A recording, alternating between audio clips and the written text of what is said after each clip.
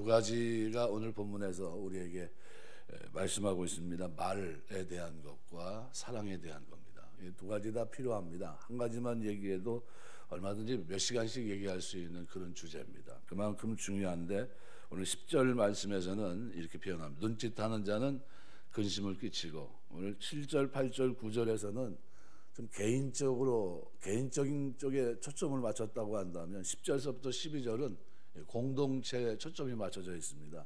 그러니까 자기에게만 영향을 주는 개인 영역을 벗어난다는 겁니다. 이게 뭐 전체 영향을 주는 그런 것들이 된다는 겁니다. 근데 전체 영향을 주는 두 가지가 뭐냐면 바로 말과 그다음에 뭐냐면 바로 우리가 살아가는 동안 사랑이라는 겁니다.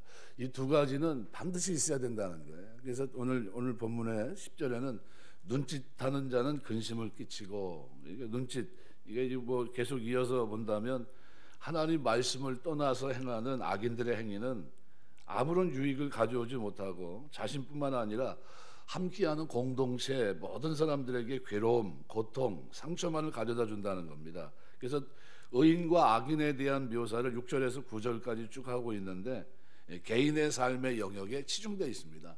의인과 악인의 삶은 구분되어 있습니다. 그런데 그것이 자신에게만 영향을 미치는 것이 아니라 나중에는 결정적으로 공동체에 큰 해악이 됩니다. 그래서 10절에서는 자신은 물론이고 이웃의 공동체까지 확대돼 나가고 있는데, 이런 모습을 오늘 11절, 12절에서는 아주 분명하게 두 가지를 지적하고 있는 겁니다. 그런데 오늘 10절 하반절에 보면 입이 미련한 자는 패망한다. 8절 하반절에도 똑같이 얘기했거든요. 문맥상 8절 하반절은 뭐라고 그랬습니까? 입이 미련한 자는 패망한다. 이 패망한다는 말이 라바트라는 수동어로 되어 있습니다. 그래서 곤두박질 치다, 넘어지다, 멸망하다라는 뜻이에요. 그러니까 입이 결국 사람을 어떻게 해요? 멸망시키는 겁니다. 나를 무너뜨리는 겁니다. 나를 넘어지게 하는 겁니다. 그러니까 하나님 말씀을 수용하지 않고 자기의 인간적 지혜를 자랑하고 그의 근거에서 살아가는 것은 자기 스스로를 높이는 것 같고 스스로에게 기쁨이 되는 것 같이 보이지만, 그러나 그것은 일순간에 곤두박질 치고 멸망할 수밖에 없다는 거예요. 입이 미련한 자는 그렇게 된다. 바로 그 얘기를 8절에서 한번 했으면 되는데 10절에 가서 또 한번 합니다. 그래서 10절에서도 똑같은 얘기를 해요. 입이 미련한 자는 멸망하느니라. 왜 그랬습니까? 그만큼 중요하다는 거예요. 입이 미련하면 어떤 해악이 있느냐. 그래서 그 의인의 입과 악인의 입은 그 뭔 차이가 있느냐. 차이가 있다는 겁니다. 바로 그 얘기를 11절에서 합니다. 의인과 악인의 삶이 아주 대조적인 결과에 대해서 말하고 있는 솔로몬이 이제는 입조차도 생명과 죽음으로 명백하게 구분이 된다는 거예요. 그래서 사람의 말은 기본적으로 마음에서부터 시작됩니다. 마음이 어떠냐. 그래서 이 마음밭이 좀 읽어져야 돼요. 마음밭이 속이 흙탕물이면 입으로 나오는 것도 흙탕물입니다. 잠깐 가라앉아 놓은 게 뭡니까? 세상에서 말하는 돌을 닦는 사람들은 그 흙탕물을 잠깐 가라앉혀 놓은 거예요. 이게 근본적으로 바뀝니까? 바뀌질 않아요. 그냥 그대로 조금 있다가 어떤 환경이 만나면 흙탕물이 나오는 겁니다. 예, 잠깐 어떻게 해요? 돌을 닦으면서 그걸 어떻게 해요? 가라앉혔을 뿐입니다. 그런데 예수 믿는 사람들은 어떻게 합니까? 그 속을 갈아엎어 버려요. 완전히 뒤집어 버리는 겁니다. 그래서 아주 지저분한 걸 다 긁어내 버려요. 그러니까 나올 게 있습니까? 없습니까? 뭐 이게 환경이 바뀌고 막 뒤집어 막 엉망진창이 됐는데도 욥 같은 사람은 어떻게 됐어요? 주신 자도 여호와시요 취하신 자도 여호와신 여호와 이름이 찬송을 받을지어다 하고 그 입술로 범죄치 않습니다. 왜요? 속이 이미 갈아엎어져 있어요. 나올 게 없어요. 나올 게. 그런 사람 되시길 주의 이름으로 축원합니다. 이 경건해야 된다는 거예요. 경건해야 된다. 그런 훈련을 우리가 해야 된다는 겁니다. 끊임없이. 그러니까 예수님은 마태복음 5장 11절에서 입에 들어가는 것이 사람을 더럽게 하는 것이 아니라 입에서 나오는 그것이 사람을 더럽게 하느니라. 그러니까 의인은 기본적으로 의로운 심성에서 의로운 말들을 쏟아내요. 왜? 이 마음밭이 이미 갈아엎어졌기 때문에. 회개했거든요. 철저하게 회개합니다. 아, 내 속에서 선한 게 하나도 없구나. 이거 하나님의 은혜는 아니구나. 말씀으로 채웁니다. 그러니까 그 입에서 나오는 말들이 마음 중심에서부터 어떻게 해요? 긍휼이 있고 자비가 있고 사랑이 넘쳐요.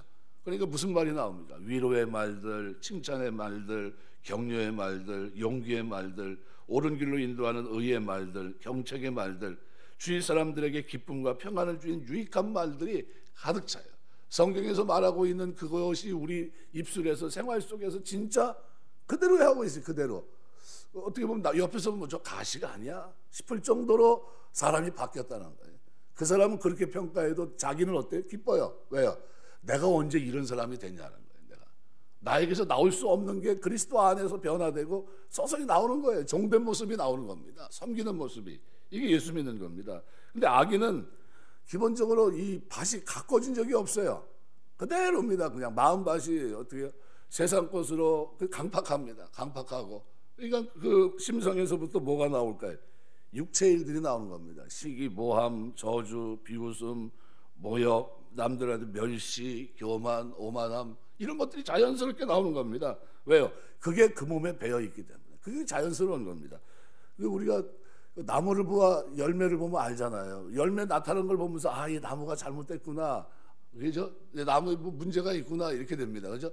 이 나무는 어떻게 잘못된 나무예요. 그러니까 우리가 그 나무에서 열매를 맺을 수 없으니까 하나님이 어떻게 해요? 접붙임 받게 하신 거예요. 여기서는 전혀 안 되니까 그리스도 안에 영생의 접붙임을 받은 거예요. 영원한 생명 안에. 그러니까 완전히 다른 사람이 된 겁니다. 솔로몬은 말의 위력을 너무나 잘 알고 있었기 때문에 잠언을 통해서 누차 말에 대한 교훈을 아끼지 않습니다. 야고보서 1장 26절 보면 누구든지 스스로 경건하다 생각하며 자기 혀를 제갈먹이지 아니하고 자기 마음을 속이면 이 사람의 경건은 헛것이다. 자기 혀를 제갈먹이지 않는다는 게 무슨 말입니까? 자기 멋대로 막 짓거리지 말라는 거예요. 그냥 막 속에서 나오는 대로. 그러니까 경건은 뭡니까? 뭐와 관계된 겁니까? 하나님과의 관계거든요. 1계명 4계명까지 그 경건이거든요. 그러면 그 유세베이아란 말은 하나님을 잘 섬긴다는 거예요. 뭐가 잘 섬기는 겁니까? 입술로 범죄치 않는 게 잘 섬기는 겁니다. 하나님 앞에. 그럼 입술로 범죄치 않는 게 뭡니까? 예, 입을 단속하는 수밖에 없어요. 그러니까 자기 혀를 제갈먹이지 않고 자기 마음을 속이면 스스로 경건하다 생각하면서 자기 혀는 자기 멋대로 막 돌아가요. 그럼 뭐가 문제입니까? 이 속이 이미 변화된 적이 없는 겁니다. 이 사람의 경건은 혀것이라는 거예요.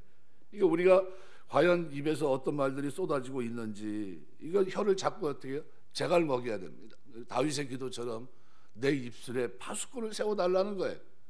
내 헛된 말이 나가지 않도록 칭찬과 위로를 주고 때로 의로운 길로 인도하는 경책의 말들을 교훈하고 마음의 기쁨과 평안을 주는 유익한 말들을 우리가 나눠야 된다는 겁니다. 이게 그리스도인들입니다. 그런데 그게 안 나오고 그 속에서 시기와 모함과 거짓말과 저주와 비웃음과 온갖 욕설, 모욕적인 언사들이 쏟아내고 있다고 한다면 사람들을 아프게 하고 상처나게 하고 공동체에 크나큰 위협을 가져오는 잘못된 삶을 살아가고 있다고 한다면 이거는 잘못됐다는 거예요. 이거는 고치라는 거예요. 지금 그 얘기를 하고 있는 겁니다. 그래서 의인의 입은 생명의 샘이라. 그 계속해서 샘이 뭡니까? 올라온다는 거예요. 올라온다. 어떤 일? 의인의 입에는 생명의 샘이라. 그러니까 거기서부터 어떻게 사람들을 살리는 이와 같은 시원하게 하는 그런 요소가 된다는 거예요. 말 한마디 한마디가. 그게 그렇습니다. 그래서 끊임없이 우리 마음을 다스리고 그 안에 의로움, 정결함으로 채우는 경건의 훈련을 통해서 생명의 말들을 쏟아내는 성도 되시길 주의 이름으로 축원합니다. 이 일들이 우리에게 필요합니다. 예수 믿는 사람과 안 믿는 사람의 차이가 어디 있습니까? 말하는 거 보면 압니다. 말하는 거 보면 이미 그 속에 뭐예요? 벌써 자기를 낮추는 게 있어요. 우리 빌립보서 2장 5절에서 7절 말씀해 보시면은 자기를 비어 다 하나님이신 그분이 이 땅에 와서 어떻게 해요? 십자가까지 지십니다. 근데 십자가 지셔야 될 분입니까? 아니잖아요. 율법을 지키셔야 될 분입니까? 아니잖아요. 세례요한에게 세례를 받으셔야 될 분입니까? 아니잖아요. 죄를 진 사람이 아니거든요. 그럼 죄를 짓지 않았는데 왜 그렇게 합니까? 그 자기를 비워서 그렇게 종된 모습 속에서 자기를 낮추신 거예요.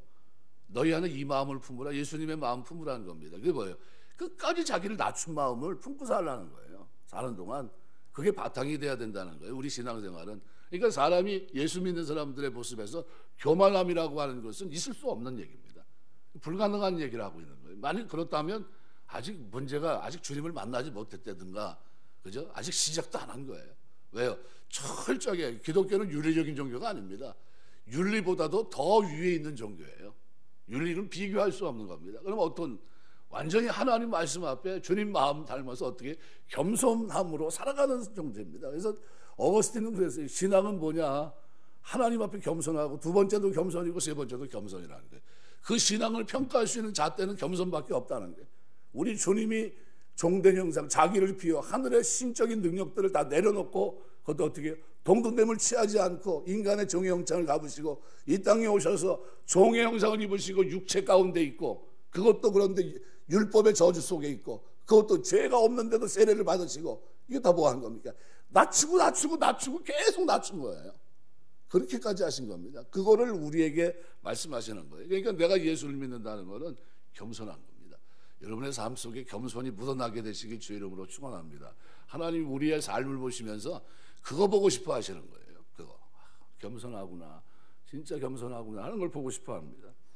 그래서 이런 사람들의 입에서 이렇게 좀 오만한 말들이, 교만한 말들이 쏟아져 나오겠습니까?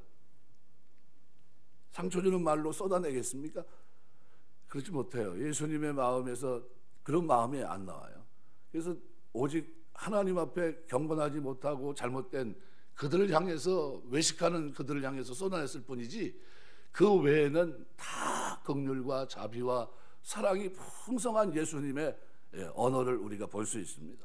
그래서 단지 입으로 습관만을 바꾼다고 해결될 문제가 아닙니다.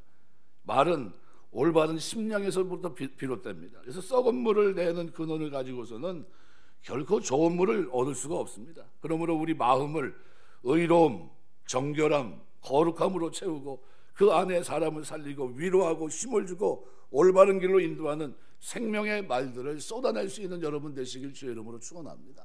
장발장을 만났던 그 신부는 그에겐 감옥에 갔다 와서 또 도둑질을 하는 똑같은 병폐가 그에게 있었는데 또 잡혔지 않습니까? 이제는 끝난 것 같은 인생인데, 근데 단 한마디 해주잖아요. 이거 내가 준 건데 그거 왜 왔냐고, 왜 이 사람을 왜 잡았냐고 하면서 그 사람을 두둔해 줍니다. 깜짝 놀래요. 자기를 이렇게 두둔해 준 적이 없고, 자기의 인생을 앞날을 보면서 이렇게까지 배려해주고 순간적으로 이런 결정을 내려준 사람 하나도 없는데, 그런데 자기를 덮어주고 이렇게 하는 거기에 이 사람이 사랑을 통해서 깨닫습니다. 그리고 달라져요. 인생이 아무것도 아닌 것 같은 그 한 장면에서 인생이 180도 달라집니다. 어떤 말을 쏟아낸 겁니까? 그 신부는 자기 속에 있는 진심을 쏟아냈던 거예요. 저 사람 저렇게 살면 안 되겠는데, 불쌍하다, 좀 앞으로라도 좀 잘 살았으면 좋겠다 하는 마음을 가지고 선처해 준 겁니다. 그 말 한마디, 그게 결국은 어떻게 됐습니까? 그 인생을 바꿔놨어요. 그만큼 중요합니다. 그래서 4장 6절 보시면, 너희 말을 항상 은혜 가운데서 소금으로 고르게 함같이 하라. 그리하면 각 사람에게 마땅히 대답할 것을 알리라. 그러니까 은혜로 소금으로 고르게 함같이 하라. 항상 은혜 가운데 있어야 된다고 말합니다. 베드로서 2장 1절 보면, 모든 악독과 괴홀과 외식과 시기와 모든 비방하는 말을 버리고 그랬어요. 이거 버리라는 겁니다. 또 야고보 3장 6절에서 8절, 혀는 거 불이여 불의의 세계라. 혀는 우리 지체 중에 온몸을 더럽히고 생애받기를 불사르나니 사르는 것이 지옥불에서 나느니라. 여러 종류의 짐승, 새, 벌레, 해물을 다 길들므로 사람에게 길들였거니와 혀는 등이 길들일 사람이 없나니 쉬지 아니하는 악이요 죽이는 독이 가득한 것이라. 이거를 다스리라는 겁니다. 이 경건의 훈련은 바로 이런 부분에 있어서 우리가 좀 초점을 맞춰야 된다. 또 12절은 이 언어 생활도 중요하지만 공동체 또 하나 이것이 없으면 큰 문제가 된다는 겁니다. 그게 뭐냐면 사랑입니다. 그래서 12절에 보면 이렇게 표현합니다. 미움은 다툼을 일으키고, 상반절 하반절이 똑같습니다. 사랑은 모든 허물을 가리느라. 미움은 단수고 다툼은 모든 다툼을 얘기합니다. 이거는 복수예요. 그리고 일으켜도 미완료형입니다.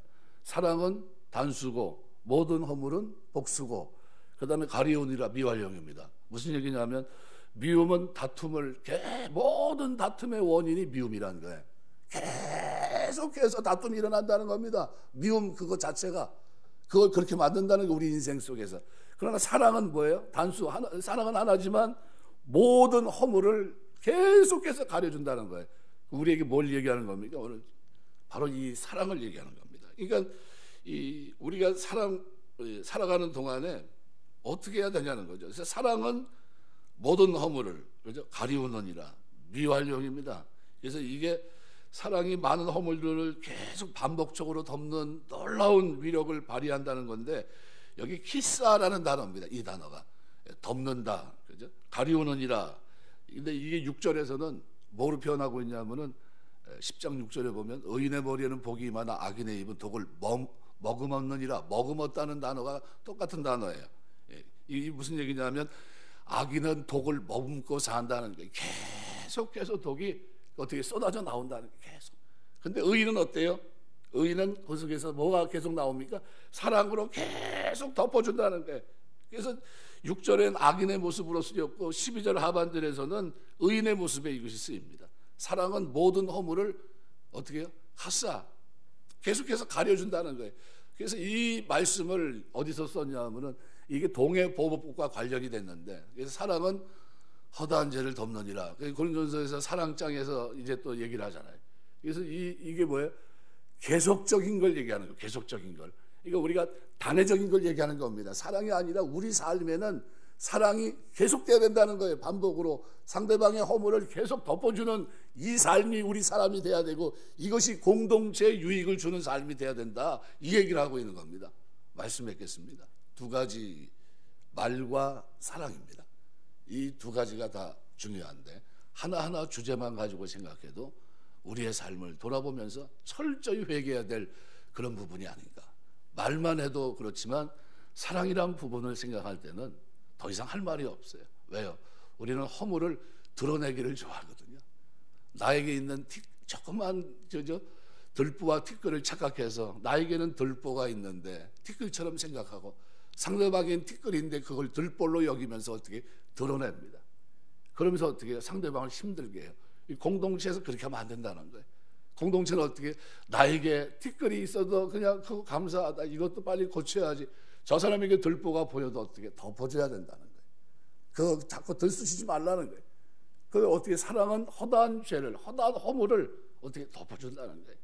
이게 이 말씀 앞에서 한번 진지하게 한번 여러분 양심을 놓고, 지금까지 걸어온 길을 놓고 한번 이렇게 보세요. 나는 어떤 사람이었나? 사랑으로 덮어주는, 공동체 유익을 주는 사람인가?